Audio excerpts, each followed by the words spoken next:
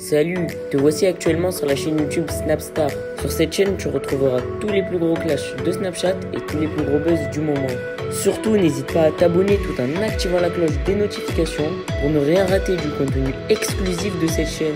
Et oui, sur cette chaîne, tu retrouveras du contenu qui n'est disponible nulle part ailleurs. Sur ce, je te laisse avec la vidéo. Bon visionnage.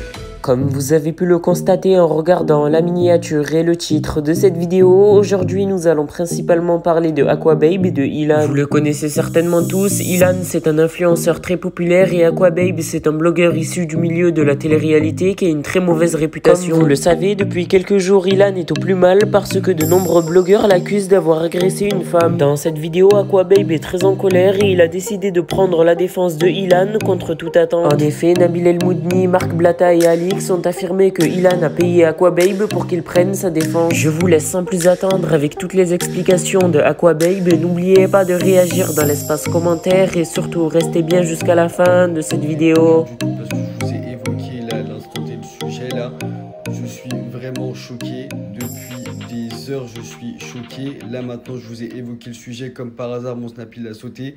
Je comprends pas pourquoi. Sachez que les blogueurs, je pense vous les avez tous reçus là. Désolé, carrément, j'en perds mes mots parce que ce genre de situation, j'ai vécu. Ce genre de vidéo, j'ai vécu. Et ce qui me fait chier, c'est que là maintenant, là au final, les blogueurs, ils ont reçu la vidéo. Je suis pas le seul à l'avoir vu, tout le monde l'a vu.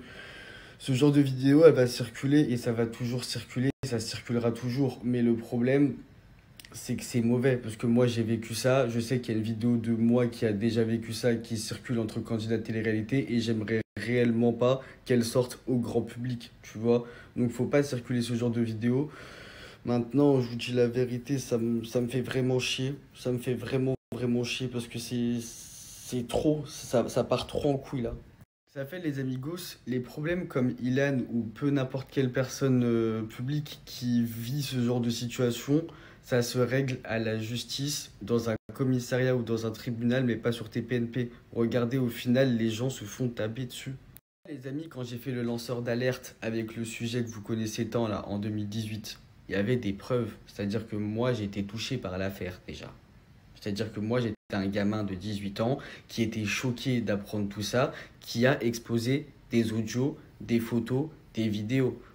Là, on est en 2021. Et je fais même pas cette story pour défendre Ilan ou vous dire ouais Ilan c'est pas un pointeur, ouais Ilan c'est pas ci, ouais Ilan c'est pas ça, parce que c'est entre lui et Dieu. Il y a que eux qui savent la vérité. Moi je suis pas là pour dire ouais c'est pas vrai, c'est pas vrai. Le problème c'est qu'on n'a pas vu de preuves. C'est-à-dire que là, nous sommes dans une situation où c'est parti tellement loin, sans preuve.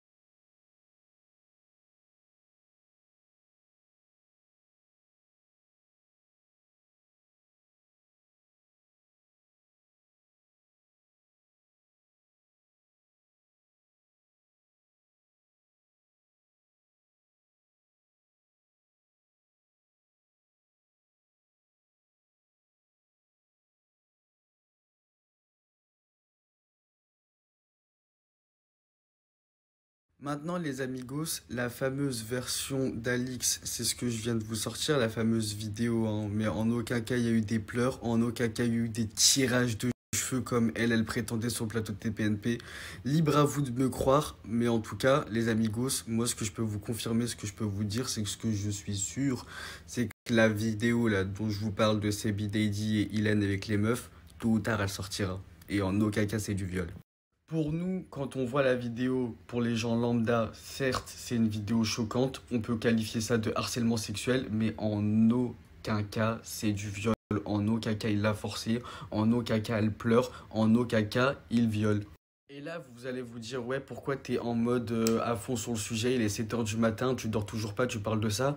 Eh, j'ai quand même vu une vidéo de Ilan avec une tête ensanglantée à cause d'une pierre. Et pour les personnes qui disent ouais, c'est un coup monté d'Ilan, pause. Je pense qu'il faut rester un petit peu rationnel. Là, on n'est pas dans un délire de bisounours. Le mec, il s'est fait marbrer. Pourquoi la vidéo d'Ilan, je la crois? Parce que moi, ça fait maintenant 1 an et demi que ça m'est arrivé. 1 an et demi qu'on m'ait filmé. Et maintenant, ça fait 1 an et demi que j'ai digéré, mais je vais vous raconter. Au début, quand je suis arrivé dans le game, j'étais un petit gamin insouciant qui recevait des scoops hard et qui, pour moi, c'était drôle. Tu vois ce que je veux dire? Je pensais pas aux conséquences, ni au drame que ça pouvait faire, le stress que ça pouvait faire, la tristesse. Pas du tout. C'était le cadet de mes soucis. Sauf que un jour, il y a eu un scoop qui m'a vraiment rattrapé dans la vraie vie. Mais quand je vous dis il m'a rattrapé, j'ai pas rigolé. En gros, je vous explique. J'étais parti en mission récupérer de l'eau parce que j'avais grave soif et il n'y avait plus d'eau. Donc je suis parti à l'épicerie, j'étais avec mon pote. Donc je dis vas-y, accompagne-moi à l'épicerie. On va à l'épicerie et en passant par l'épicerie, je marche devant un restaurant archi connu, tu vois. Où il y a grave des gens connus qui vont là-bas, tout le monde mange là-bas, tu vois. Donc je passe là-bas et tout, je vais à l'épicerie, je récupère mon pack d'eau, je remonte dans la voiture de mon pote et on rentre à la maison. Sauf que mon pote il me dit hey, il y a une voiture, elle nous colle de ouf. Je dis bah je sais pas, mec, y a rien, tu vois. On arrive devant la baraque, je sors de la voiture. D'un coup d'un seul, la même voiture qui nous suivait, elle s'arrête. La voiture s'arrête. De là, j'entends 4 portières s'ouvrir et se refermer. Et d'un coup, au moment où je me retourne, parce que je me dis c'est bizarre, d'un coup d'un seul dans la rue, sachant que c'est une rue, mais similaire à une impasse. Ok, t'as une sortie au fin fond de la rue, mais pour que tu rentres dans cette rue-là, faut être un habitué, genre. C'est vraiment que les riverains qui rentrent dedans, tu vois. Donc de là, je me retourne, je me suis dit, bon, c'est un coup, c'est la voisine ou peu importe. Je vois la personne, mais qu'il fallait pas que je vois, en fait. Je me suis dit, ah ouais, ah ouais, ah ouais, c'est réel. Je me suis dit, ah ouais, c'est vraiment réel, là. D'un coup, quand j'ai vu la personne, je me suis dit, ça y est, c'est la fin de ma vie. Déjà, de choc, j'ai fait tomber le pack d'eau, j'ai fait tomber mon téléphone, j'ai tout fait tomber, je hurlais. Mais on m'a soulevé. Bah, de toute façon, je vous dis la vérité, je suis tellement mince que je suis une brindille en vrai, je vais pas lutter, tu vois. On m'a soulevé, ils étaient plusieurs, hein, je vais pas vous mentir. On m'a mis dans la voiture et là, c'est parti. On a commencé à rouler. La personne me disait, ouais, tu vas mourir. Moi, j'étais en mode, non, c'est pas possible et tout. Je vais manger des tartes, des pêches et tout. Parce que, en gros, j'étais assis dans la voiture, au milieu. Une personne à ma gauche, une personne à ma droite.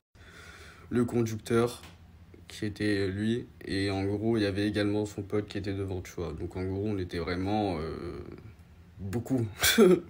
Après avoir mangé des insultes, des mots du style tu vas crever, on va te tuer, t'es prêt à mourir et tout et tout.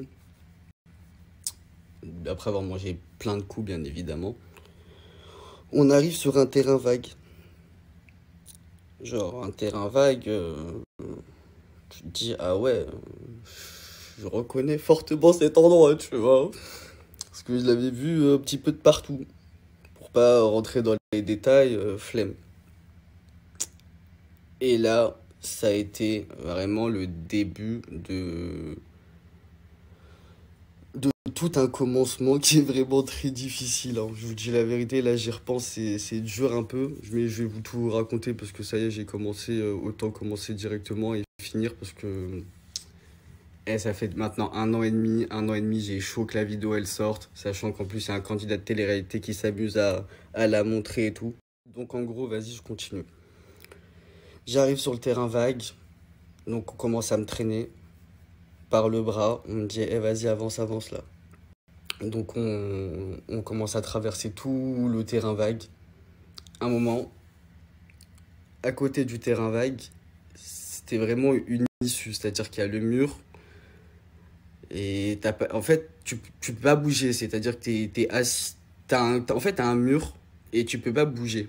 C'est comme si je t'attrapais dans un coin à la maternelle en fait, c'était clairement comme ça. Et de là, je commence à me manger des coups, mais vraiment des coups de fou. Donc visage, des shoots, vraiment des trucs de fou. Carrément, ma paupière ici, elle s'était ouverte, j'étais en sang et tout. Et d'un coup, pendant que j'étais genre en mode je protège mon visage et tout, il m'a dit lève-toi. Merci à toi d'avoir visionné cette vidéo et surtout n'hésite pas à liker la vidéo et à nous donner ton avis dans l'espace commentaire. Sur ce, on se retrouve dans une prochaine vidéo. Peace.